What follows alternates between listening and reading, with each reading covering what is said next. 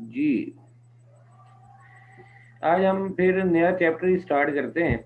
नया चैप्टर जो है वो हमारे पास है इलेक्ट्रोमैग्नेटिक इंडक्शन का। इलेक्ट्रोमैग्नेटिक इंडक्शन के चैप्टर हम स्टार्ट करेंगे। फिर है इंड्यूस ईएमएफ और उसकी टाइप्स हैं, फिर एडी करंट्स हैं। एडी करंट्स पता क्यों दी है, जनरेटिंग इलेक्ट्रिसिटी है, एसी मोटर है। तो कोशिश करते हैं आज हम फैराडे लॉ और लेंज लॉ को एक्सप्लेन कर सकें। ठीक हो गया जी। फिर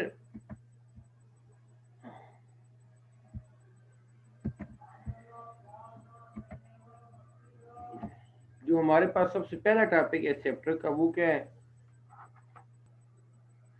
सबसे पहला जो हमारा टॉपिक है वो क्या है? इलेक्ट्रोमैग्नेटिक इंडक्शन है। इलेक्ट्रोमैग्नेटिक इंडक्शन जो है, ये जो हमारे पास इलेक्ट्रोमैग्नेटिक इंडक्शन है, ये क्या है? देखें इधर, ये हमारे पास एक मैग्नेट है।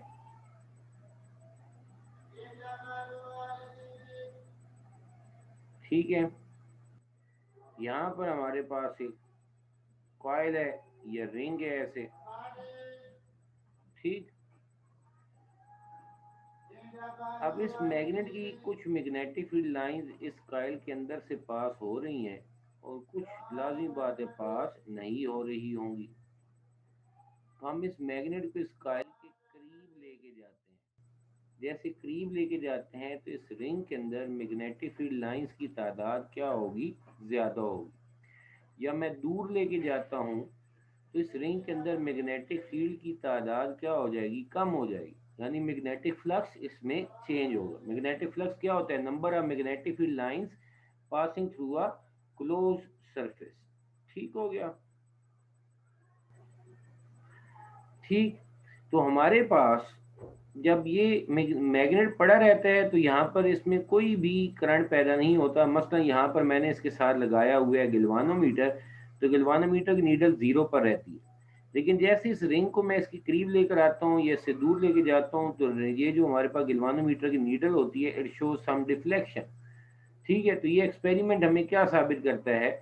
ये एक्सपेरिमेंट्स हमें ये साबित करने हैं कि जब ये मैग्नेट और कॉइल के दरमियान रिलेटिव मोशन होती है, जिसकी वजह से इनके अंदर मैग्नेटिक फ्लक्स चेंज होता है, तो उस वक्त इनके अंदर करंट फ्लो कर सकता है। करंट लेकिन उसी वक्त फ्लो करता है जब हमारे पास वहां पर वोल्टेज हो। और उस वोल्टेज जो पैदा होता है उसे हम क्या कहते हैं? इंड्यूस ईएमएफ कहते हैं। उसे हम क्या कहते हैं? Induce EMF. ठीक है, ईएमएफ से मुराद electromotive force, but it is not force, it is the voltage. याद रखना, नाम इलेक्ट्रोमोटिव फोर्स कहला रहा है but it is not the force. अब मैट्रिक में पढ़ते हैं, ये क्या है हमारे पास? वोल्टेज है, पोटेंशियल डिफरेंस है for the whole circuit, for the whole source of voltage. जी, अब फैराडे लॉ हमारे पास क्या कहता है? फैराडे लॉ हमें ये कहता है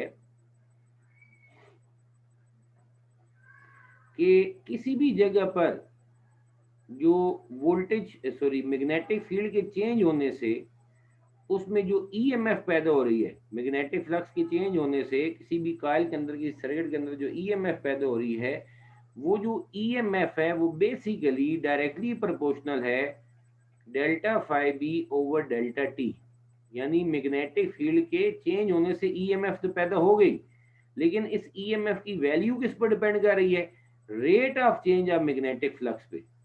किस पे डिपेंड कर रही है? Rate of change of magnetic flux के।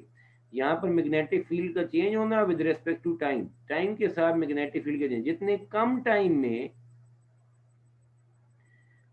कम टाइम में ज्यादा से ज्यादा मैग्नेटिक फील्ड चेंज होगी, उतनी ज्यादा इसमें क्या पैदा होगी?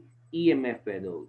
तो ईएमएफ जो हमारे पास इंड्यूस हो रही है वो डायरेक्टली प्रोपोर्शनल है rate of change of magnetic flux के। ठीक है, तो यहाँ पर हम क्या कह रहे थे कि EMF is directly proportional to rate of change of flux linkage, magnetic flux के चेंज होने से। ठीक है, अब मसलन मैं चलें कुछ अभी वीडियो भी आप लोगों के साथ शेयर करता हूँ, कोई एक मेरे जहन में आ रही है वो हम देख लेते हैं। यहाँ पर इंड्यूस ईएमएफ क्या है? डायरेक्टली प्रोपोर्शनल है किसके? Rate of change of magnetic flux, rate of change of magnetic flux का मतलब क्या है, मैग्नेटिक फ्लक्स का चेंज होना विद रिस्पेक्ट टू टाइम। तो ये हमारे पास आ गया, ठीक है। अब एक बात याद रखना कि ये हमारे पास एक कॉइल है, इसमें ये एक मैग्नेटिक फील्ड लाइन पास हो रही है, तो इसका मैग्नेटिक फ्लक्स 1 है, इस कॉइल का मैग्नेटिक फ्लक्स 1 है।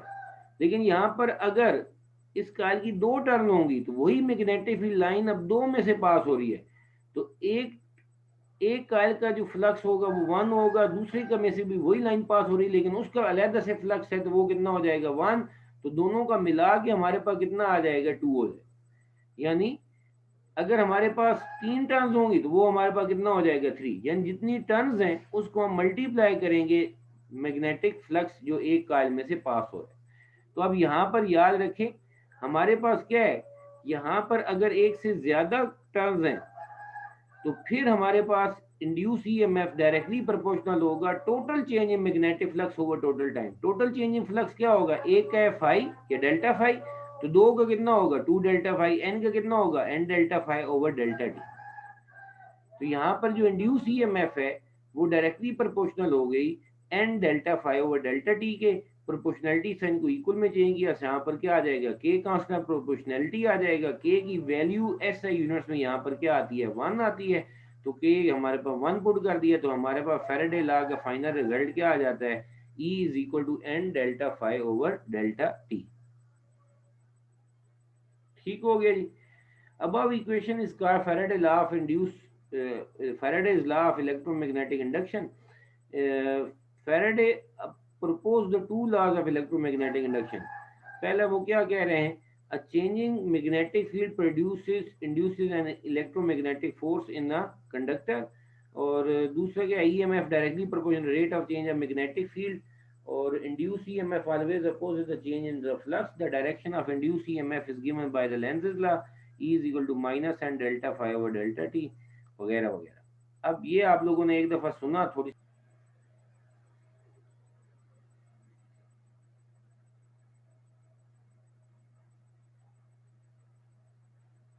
Faraday's law of electromagnetic induction क्या है,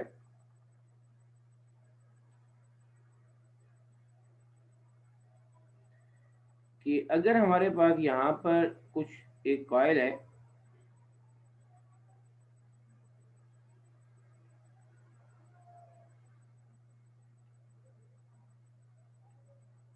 यहाँ पर वो गिलवानोमीटर है एक लगा दिया,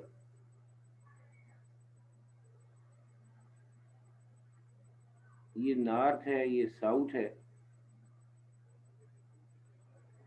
इसकी कुछ मैग्नेटिक लाइन इसके अंदर से ऐसे पास हो रही होंगी और ढेर सारी नहीं भी हो रही होंगी, तो मैं इसको इसके करीब लेकर आता हूँ, ठीक है। जब मैं इसके करीब लेकर आता हूँ तो लाजमी बात है इसके अंदर हमारे पास मैग्नेटिक फील्ड लाइंस की तादाद क्या होगी, चेंज होगी। जैसे मैग्नेटिक फील्ड लाइंस की तादाद चेंज होती है तो इसकी नीडल जो यहाँ पर जीरो पर है ये हमें कुछ न कुछ डिफ्लेक्शन शो करती है, या इसको मैं दूर लेके जाऊं तो हमारे पास दोबारा इसमें मैग्नेटिक फील्ड लाइन जो पहले पास हो रही होती है उनकी तादाद कम होती है, तो अब ये हमें दूसरी तरफ ये डिफ्लेक्शन शो करती है। ठीक हो गया।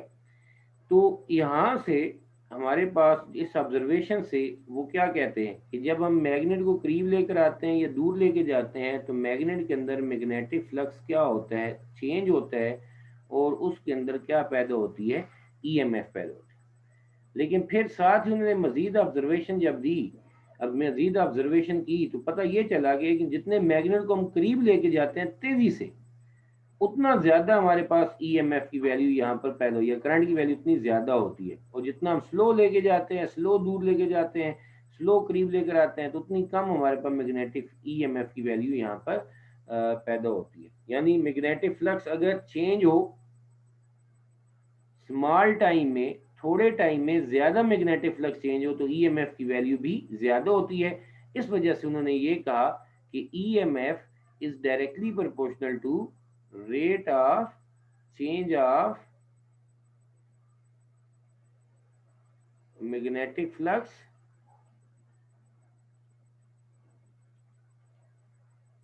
in the coil। ठीक है। अब प्रोपोर्शनैलिटी साइन को इक्वल में चेंज करें तो यहाँ पर delta phi over delta t आ जाएगा। ठीक है, अब मैं यहाँ पर ये कह रहा था कि अगर एक टर्न है तो फिर तो हमारे पास वो डेल्टा फाई भी है, लेकिन यहाँ पर कितनी टर्न्स हैं हमारे पास, एक से ज्यादा टर्न है, तो टोटल फ्लक्स के लिए हमें साथ क्या मल्टीप्लाई करना पड़ता है, एन मल्टीप्लाई करना है, तो ये N delta phi over delta T. ठीक है, जब प्रोपोर्शनैलिटी साइन को इक्वल में चेंज करते हैं तो यहाँ पर एक साथ कांस्टेंट प्रोपोर्शनैलिटी के आ जाता है, और इन एस आई यूनिट्स के की वैल्यू जो हमारे पास यहाँ पर आती है वो 1 आती है, 1 1 के की वैल्यू जो आती है वो हमारे पास 1 आती है। ठीक है, आप लोगों को मैंने पहले भी वो फोर्स आने करंट के रिंग कंडक्टर वाले टॉपिक में बताया था, वहां पर जो कांस्टेंट के आता है उसकी वैल्यू 1 कैसे आती है। आप सारे ऐसा यूनिट्स पुट कर दें, ईएमएफ की यूनिट वोल्ट पुट करें, फ्लक्स की वेबर पुट करें, टाइम की सेकंड पुट करें, नंबर ऑफ टर्न्स की तो कोई यूनिट होनी नहीं है। जब आप इसे एवेल्युएट करते हैं तो हमारे पास के का आंसर क्या आ जाता है, 1 आ जाता है। तो यहाँ से जो ईएमएफ है उसका क्या रिजल्ट आ जाता है, EMF is equal to N delta phi B over delta T. ये हमारे पास रिजल्ट आ गया। इसी बात को हम ऐसे भी लिख सकते हैं, मैं ऐसे लिख देता हूं, from observations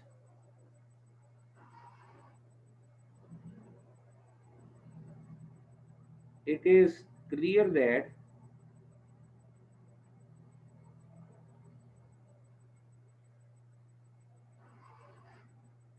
induced EMF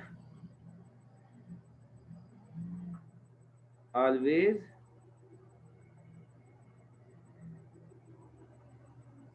opposes the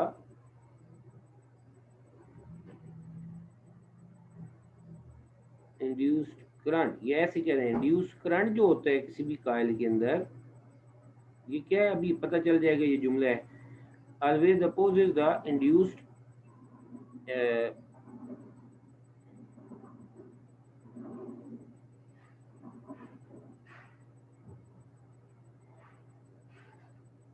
induced EMF और current, always opposes the cause। cause क्या है, मैग्नेटिक फ्लक्स का चेंज होना, यानी मैग्नेटिक फ्लक्स के चेंज होने के वो हमेशा अपोज करते हैं। इसलिए इस इक्वेशन के अंदर एक हम साइन और इंट्रोड्यूस करते हैं, E is equal to minus N delta phi over delta T.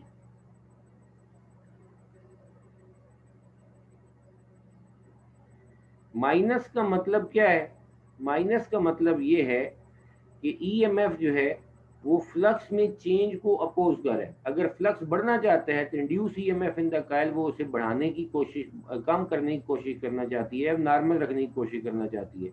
अगर फ्लक्स कम हो रहा है तो इंड्यूस ईएमएफ कोशिश करेगी कि ये कम ना हो।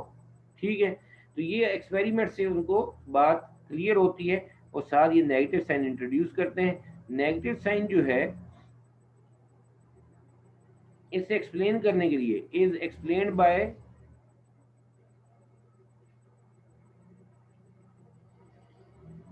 another law, जिसे हम क्या कहते हैं, लेंज़ेज़ लॉ कहते हैं। लेंज़ेज़ लॉ, नेगेटिव साइन जो है उसे कौन एक्सप्लेन करता है, एक और लॉ एक्सप्लेन करता है जिसे हम क्या कहते हैं, लेंज़ेज़ लॉ कहते हैं। अब अगर मैं इस बात को यहाँ पर लिखता हूँ, ये जो फैराडे लॉ की इक्वेशन आई है, ईएमएफ एक कॉइल में पैदा हो रही है, उसकी वैल्यू बराबर है minus N times delta phi over delta T. तो इसको ऐसे भी कह सकते हैं, फैराडे लॉ की स्टेटमेंट क्या बन जाती है कि EMF induced in a coil is directly proportional to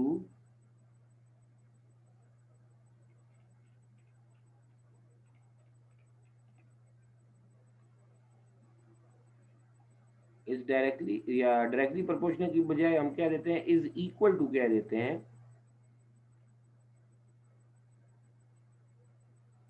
is equal to, ये देखो EMF induced is equal to negative of n times, negative of n times the rate of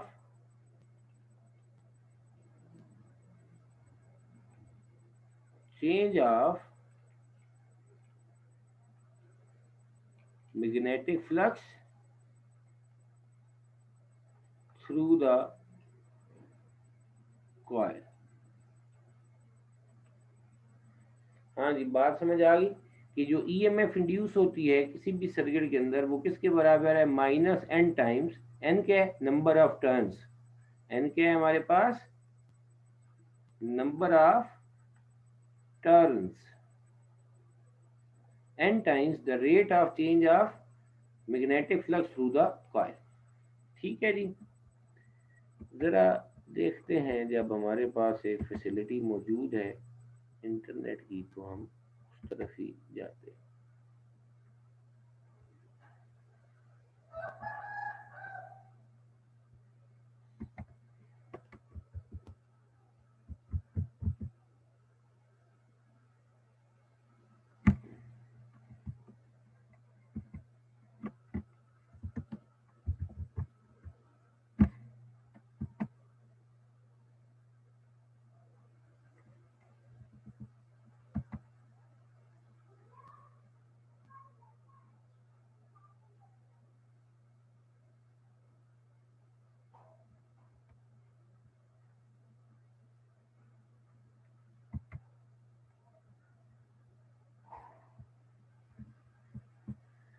आप लोगों को स्क्रीन पर वीडियो नजर आ रही है?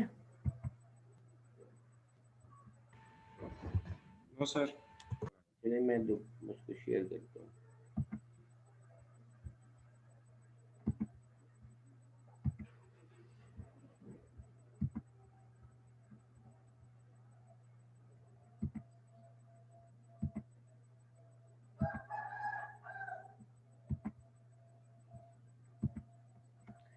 देखिए अभी वीडियो नजर आ रही है? जी sir. Michael Faraday in London and Joseph Henry in New York independently discovered electromagnetic induction. I am going to demonstrate electromagnetic induction with an experiment similar to the one that Michael Faraday performed. I have an ammeter here and I have 3 coils. I have a coil with 1 loop, 10 loops, and 100 loops. I also have a bar magnet, and I will start by connecting the single loop coil to the ammeter. I now have the single loop coil connected to the ammeter, and I'm going to move the bar magnet into and out of the coil. And if you watch very closely, you can see a slight deflection of the ammeter needle. हाँ जी, ये देखिए हमारे पास क्या है, वो एक single turn वाली coil है, उसमें वो मैग्नेट को उसके करीब और दूर लेके जा रहे हैं, तो क्या वो पीछे एमीटर की नीडल डिफ्लेक्ट होती है या नहीं होती? होती है। आप लोग जरा गौर से देखिएगा, ठीक है। Going to move the bar magnet into and out of the coil. And if you watch very closely, you can see a slight deflection of the ammeter needle. Okay, so now let me connect the 10 loop coil. And then I'm going to do the same thing. I'm going to move the bar magnet in and out of the coil. Now you can see more movement of the needle. In fact, if I go very slowly, you see just a little bit of a deflection. And if I go quickly, you see a greater amount of deflection. हाँ, ये बात देखी होगी आप लोगों ने, अगर वो स्लो जा रहे हैं तो मैग्नेटिक फील्ड चेंज तो हो रही है कॉइल में, लेकिन उसका rate of change of magnetic flux क्या है, वो कम है। यानी ज्यादा टाइम में थोड़ा मैग्नेटिक फ्लक्स चेंज हो रहा है, जिससे ईएमएफ कम पैदा हो रही है, जिससे करंट भी कम आ रहा है। और अगर वो तेजी से मूव करते हैं मैग्नेट को इन या आउट, तो हमारे पास मैग्नेटिक फील्ड थोड़े टाइम में ज्यादा चेंज होती है, जिससे ज्यादा ईएमएफ पैदा होती है और ज्यादा करंट भी पैदा होता है। Also, as the magnet is going in, the needle deflects to the right, and as I pull the magnet out, it deflects to the left. But when the magnet isn't moving, there's no deflection, indicating no current flowing. हाँ, अगर magnet रुक जाएगा तो flux change नहीं होगा, no EMF. Going into the coil, there's a positive current flowing. When it's changing, coming coming out of the coil, there's a negative current flowing. And now let me connect the 100 loop coil.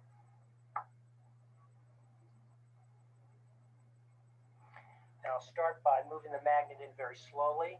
You see a deflection to the right, pull it out to the left. If I go in quickly, you see a much greater deflection. Okay, so the rate of change of the magnetic field affects the current also. We saw that as the number of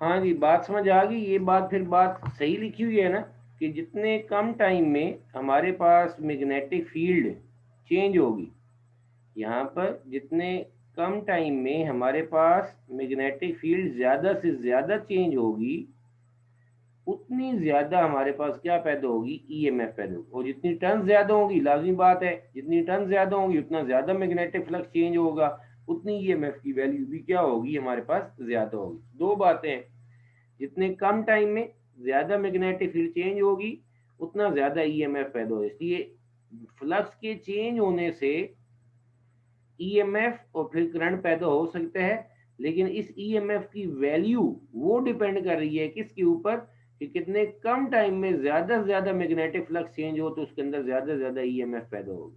तो this is क्या है हमारे पास, Faraday law of electromagnetic induction. हाँ यार, जो आप लोग क्लास में मौजूद हो, किसी का कोई सवाल है वो क्लास में हो सही, या मैं बोलते जा रहा हूँ? Yes sir. हाँ भी कोई सवाल है? सर अगर मैग्नेट को दूर ले जाए तो फिर सर? हाँ, तो तब भी वही मैग्नेटिक फील्ड चेंज होगी या नहीं होगी? करीब लेकर आते हैं तो ज्यादा होती है, दूर लेकर जाए तो कम होगी। मैग्नेटिक फील्ड का चेंज होना जरूरी है, डेल्टा चेंज होना जरूरी है।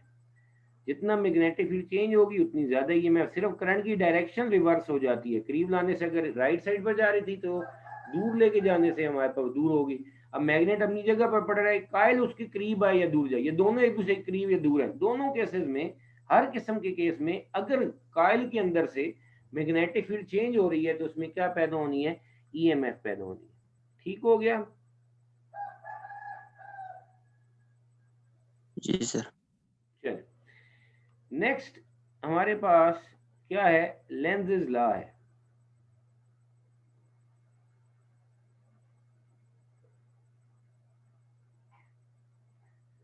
इसे मैं कह देता हूं, ये किसके बारे में है? It gives direction of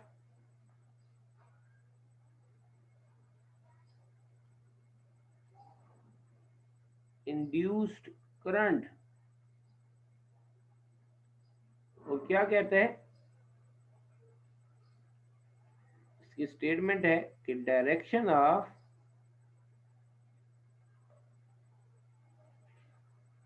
induced current is such that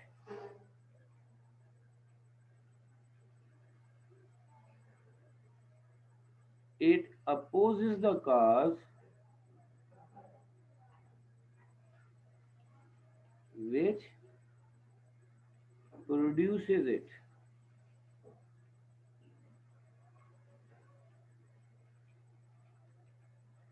सादा लफ्जों में मैं ये कह रहा हूं कि इंड्यूस करंट जो है,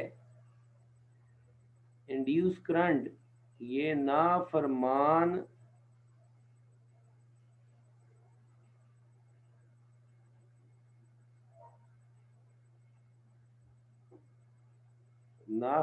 औलाद है, कि जो उसके पैदा होने की वजह बनता है ये उसी की मुखालफत करता है।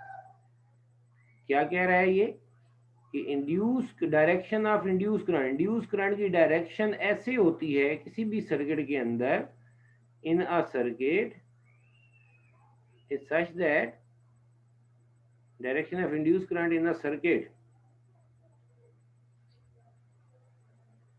is such that it opposes the cause it opposes the cause, वो अपने काज को जो उसके पैदा होने की वजह बनता है उसी को ही मुखालफत करता है।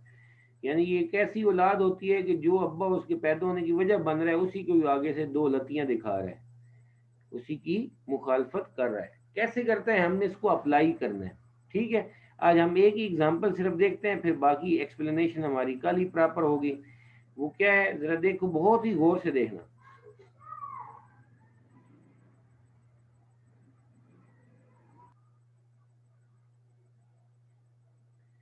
ये हमारे पास एक रिंग है, ठीक है, और यहाँ पर ये एक मैग्नेट है।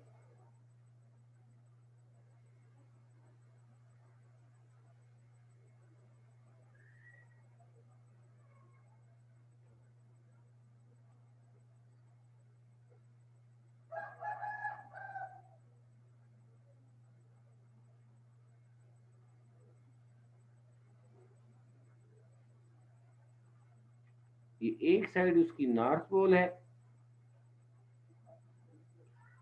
और दूसरी क्या है हमारे पास, साउथ पोल है। मैं इस मैग्नेट को इस रिंग के करीब लेके जाता हूँ।